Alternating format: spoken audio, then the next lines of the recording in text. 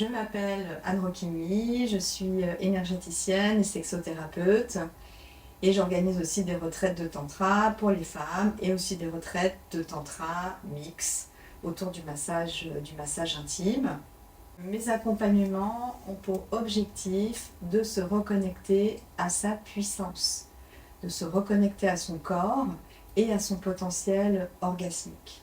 Pour cela, je propose des séances individuelles dans mon cabinet à Paris et j'organise aussi des retraites euh, pour apprendre à prendre soin, donner de l'amour à son corps pour que cette énergie de vie, cette énergie vitale qui est en fait la puissance puisse circuler, puisse vraiment irradier tout le corps et toutes les cellules.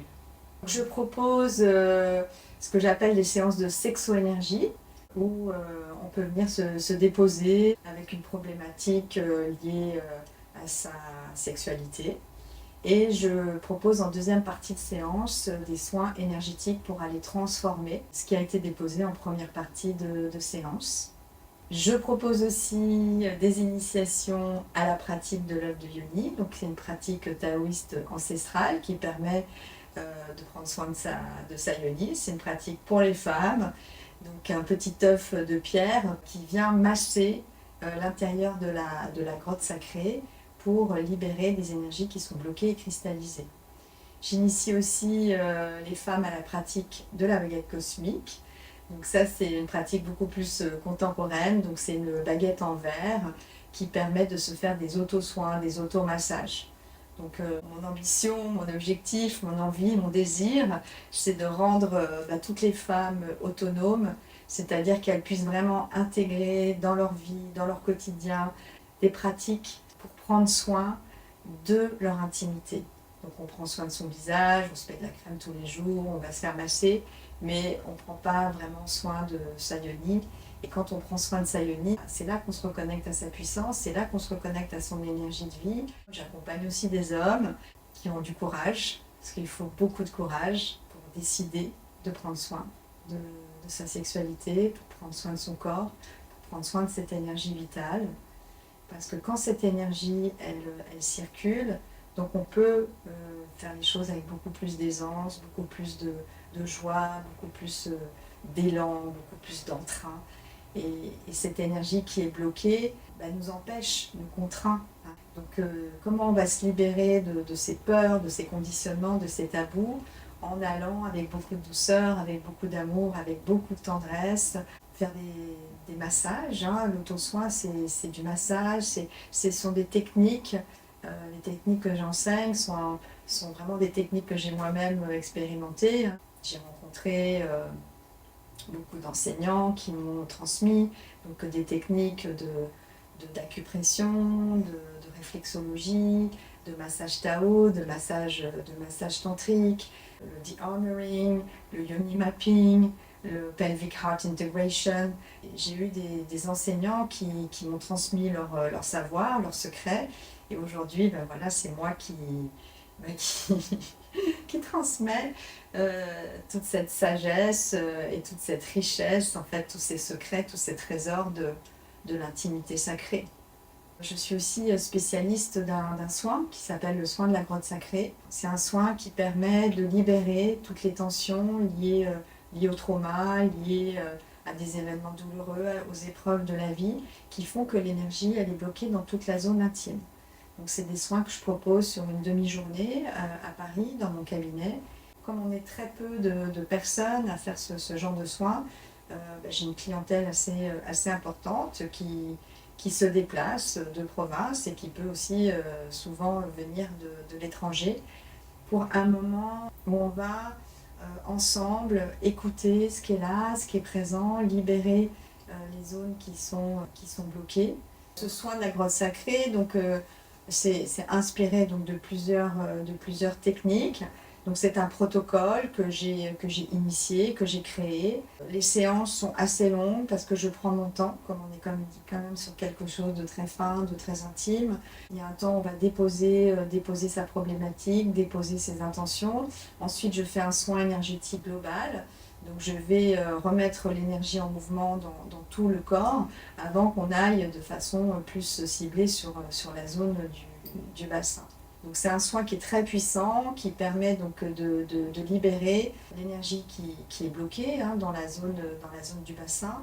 Donc ça peut être des mémoires liées aux épreuves de la vie, mais aussi des mémoires du transgénérationnel.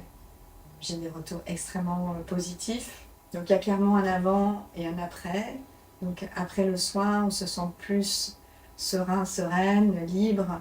Les femmes et les hommes me partagent qu'il y a eu un changement radical dans leur sexualité, dans leur manière d'être au monde. Les personnes en général se sentent plus confiantes, se sentent plus épanouies, se sentent plus sécures et plus autonomes. On peut vraiment envisager sa sexualité différemment. Plus on se donne de l'amour, plus on se donne de la douceur, plus on se donne de la bienveillance, plus l'énergie de vie circule. Donc on n'a plus besoin en fait de faire les choses en force, on n'a plus besoin de faire les choses avec du courage, avec de la détermination. On a juste à accueillir cette énergie. Donc l'énergie de vie, c'est l'énergie vitale. Et la puissance, elle vient quand on laisse de la place à cette énergie pour circuler. Et pour laisser de la place, il faut aller avec beaucoup de douceur et beaucoup de tendresse libérer toutes ces énergies qui sont bloquées, qui sont le fruit de traumas, d'épreuves, de chagrins, d'abus aussi. Donc la religion, l'éducation font que on n'a pas pu en fait mettre de la présence, on n'a pas pu mettre de l'attention sur cette zone du bassin. Et aujourd'hui, donc on peut, avec mes accompagnements, si on fait un bout de chemin ensemble, apprendre à s'écouter, à sentir ce qui est bon et juste pour soi, pour que cette énergie elle circule, qu'elle soit à notre service, qu'on ne soit plus en fait dépendant de quelqu'un d'autre. Comment on peut se donner de l'amour, comment on peut s'offrir cette sécurité, ce réconfort pour aller dans le monde avec confiance et joie. Donc avant de faire ce travail d'accompagnement autour de la sexualité, de l'énergie, j'accompagnais les artistes, c'est-à-dire que j'ai passé toute ma vie à soutenir, encourager les artistes pour qu'ils puissent promouvoir, montrer leur travail dans les meilleures conditions possibles. J'ai organisé de nombreux festivals, j'ai dirigé des centres d'art, des galeries d'art. J'ai voyagé dans le monde entier aussi parce que j'avais inventé un logiciel qui permettait de mixer des flux internet en temps réel. Et donc je me suis toujours intéressée à l'énergie et à la circulation de l'information dans les mondes invisibles. Donc j'avais une vie très active dans le milieu de l'art et en parallèle, depuis pratiquement toujours, je me suis intéressée à la sexualité, je me suis intéressée au tantra, au Tao. Donc j'ai toujours exploré. J'étais assez avant-gardiste en matière d'art, puisqu'en fait, mon laboratoire d'expérimentation, c'était Internet, et les artistes qui investissaient Internet comme un espace de création.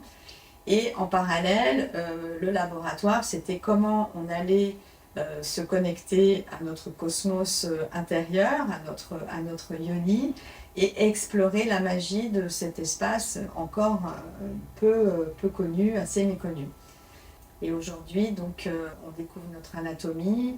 On ne va pas refaire toute l'histoire de la médecine, mais l'anatomie féminine a été mal ou très peu représentée.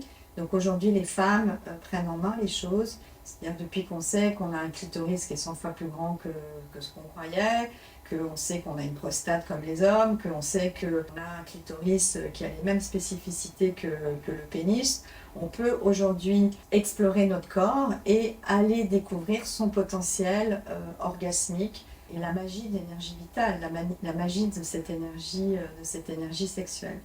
Donc tout mon parcours finalement, je pensais qu'en travaillant au milieu de l'art, voilà, j'avais deux mondes, deux activités parallèles.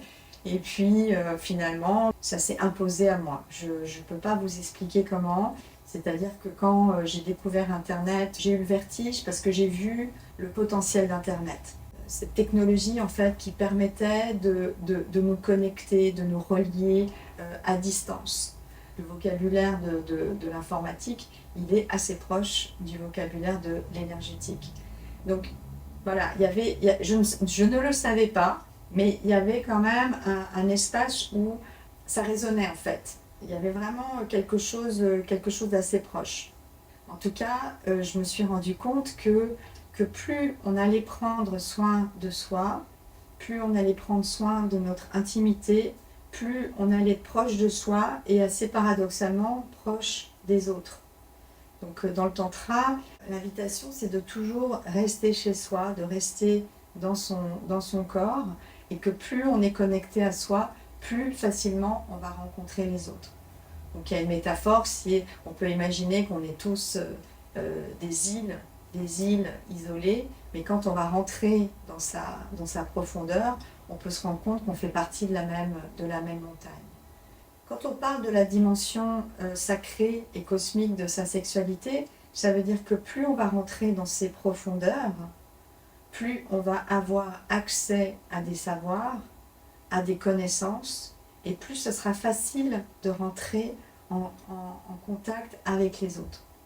C'est comment, en écoutant ce qui se passe à l'intérieur de mon corps, je vais être ouvert à ce qui se passe à l'extérieur. En prenant soin de moi, en écoutant mon besoin, en écoutant ce qui était bon et juste pour moi, j'ai pu mieux m'occuper des autres. C'est-à-dire qu'avant, quand je m'occupais des autres, j'étais complètement tournée vers les autres. Donc j'étais en empathie, j'étais en emphase, je faisais bien mon job. Mais j'ai appris finalement à écouter qui j'étais, écouter mon corps, écouter les messages qu'il avait à me transmettre. Et là, aujourd'hui, je me connais, je sais ce qui est bon pour moi, je reste chez moi, je sais où je suis et je peux encore plus facilement aller vers les autres, encore plus facilement les soutenir, mais sans forcément les assister 100%. L'idée, c'est je donne des clés, j'accompagne, je transmets ce que je sais, et ensuite, voilà, les personnes peuvent voler de leurs propres ailes. C'est comme si le fait de rester chez moi, d'être à l'écoute de qui je suis, ça me nourrit, ça m'apporte de la sécurité, ça m'apporte de la confiance. Donc du coup, je peux transmettre cette énergie aux autres pour leur apprendre eux-mêmes à être autonomes et confiants et en sécurité. Donc j'ai suivi des enseignements de Tao et de Tantra. Donc dans le Tao, plutôt dans la lignée de Mantakshya. Dans le Tantra, j'ai beaucoup cheminé ces 20 dernières années. Et mon enseignant principal, qui est décédé maintenant, s'appelait Sudhir Roche. Et ce qui m'a intéressé finalement dans le Tantra et dans le Tao, c'est que ces deux philosophies, parce que c'est deux philosophies de vie, proposaient de considérer l'énergie sexuelle comme un vecteur de transformation et de conscience. Donc vraiment de considérer cette énergie de vie pour être en bonne santé. Donc dans le Tao et dans le Tantra, l'énergie sexuelle, c'est une énergie qu'on apprend à canaliser. Elle est à son service. Il n'y a pas d'objectif de sexualité. Évidemment, ça permet une sexualité plus épanouie, mais au départ, c'est pas l'objectif premier. L'objectif du Tao et du Tantra, c'est de canaliser cette énergie vitale, qui est souvent bloquée au niveau du bassin, pour la faire circuler dans le corps. Donc c'est tout un ensemble de pratiques. Donc, le Tao se pratique essentiellement seul, un peu comme le yoga. D'ailleurs, les pratiques qu'on fait dans le Tao s'appellent du yoga. Et ce qui est intéressant dans le Tantra, c'est qu'on va pratiquer en rencontrant les autres. C'est-à-dire qu'on ne va plus faire sa méditation, on ne va plus rentrer dans un état de méditation, avoir des pratiques méditatives en étant tout seul, mais on allait rencontrer l'autre. C'est-à-dire que c'est dans l'altérité qu'on va expérimenter pour voir comment cette énergie, elle va se déployer ou se rétracter. Donc écouter son corps. Donc dans le Tantra, on a beaucoup d'exercices où on va apprendre dans un cadre qui est sécurisé, qui est tenu, on va apprendre à écouter son corps et sentir quelles sont ses limites. Donc c'est passionnant parce que on va vibrer et on va écouter ce qui est là et ce qui est présent. Et à chaque instant, les enseignements vont nous interroger sur qu'est-ce qu'on ressent, qu'est-ce qui est là, qu'est-ce qui est présent, et juste interroger le désir. Vers quoi est-ce qu'on a envie d'aller? Qu'est-ce qu'on a envie de faire? et de toujours privilégier la liberté. La liberté, finalement, c'est le choix de dire oui ou de dire non. C'est une forme de consentement avec soi-même, d'écoute, d'amour pour soi, et de ne plus faire les choses par contrainte, par conditionnement, par loyauté, mais de les faire parce que c'est bon et juste pour soi. Et vraiment de s'accueillir dans cette singularité, dans cette unicité, pour que l'énergie circule. Parce que quand on s'accueille, quand on écoute le corps, il a une quantité de messages précieux à nous transmettre. Les personnes que j'accompagne, aujourd'hui c'est une grande majorité de femmes, mais j'accompagne aussi beaucoup d'hommes. Donc ce sont des personnes qui ont cheminé, qui se sont vraiment interrogées sur d'où elles viennent, qui ont souvent fait un travail personnel assez important et qui aujourd'hui sentent qu'il faut passer à une vitesse supérieure. C'est-à-dire qu'elles ont compris, papa, maman, les traumas, elles ont compris en grande majorité, elles ont compris ce qu'elles faisaient par conditionnement, par loyauté, et elles veulent aujourd'hui se reconnecter à leur puissance. Alors évidemment, il y a énormément de personnes, des hommes et des femmes, qui ont été dans des situations d'abus. Donc ça peut aller jusqu'au viol, mais aussi des environnements incestuels, et qui ressentent aujourd'hui le besoin d'aller déposer dans un cadre sécurisé une parole où elles vont se sentir donc écoutées, respectées, et revisiter finalement leur histoire avec le recul nécessaire pour pouvoir aujourd'hui transformer ce trauma en quelque chose qui va les aider à aller de l'avant, qui va les accompagner aussi peut-être pour mieux soutenir d'autres femmes. Donc ce que je sens aussi, c'est une grande famille de fraternité et de sororité, de personnes qui ont traversé les mêmes épreuves et qui peuvent aussi entre elles se soutenir. J'ai beaucoup de thérapeutes, j'accompagne énormément aussi de thérapeutes, d'accompagnantes du féminin, de femmes qui viennent chercher un espace où on va transformer d'un point de vue énergétique ce qui est bloqué dans le corps.